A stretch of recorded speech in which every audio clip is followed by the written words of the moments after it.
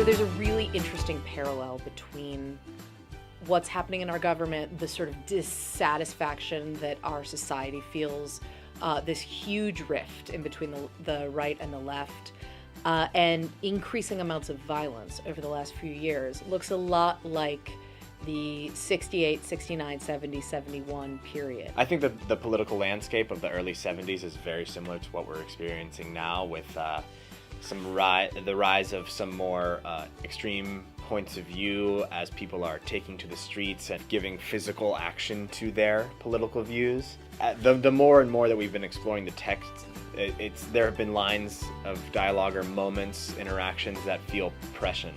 The anonymity that everybody feels in New York City, how you feel so small, and there's references made to that, how people feel infinitesimal. It was more fun back then. Now it's sort of, you feel that way, but you feel crushed and you feel oppressive. I mean, then you could be like anybody who you wanted to be. You could be the greatest actor in the world. I think this play should be done now because it takes a look at a disillusioned young man who's going through a difficult time in his life, answering and reckoning with big questions. And I think that's something that is just as relevant today as it was in 1971. I think a struggle of a young liberal white person and the conflicts and the complications about what that is a very real question in, I think, liberal culture right now. And I think this greets that question head on in a way that is useful, in a way that is not glossing over anything. It kind of calls it out, and I think it asks some tough questions.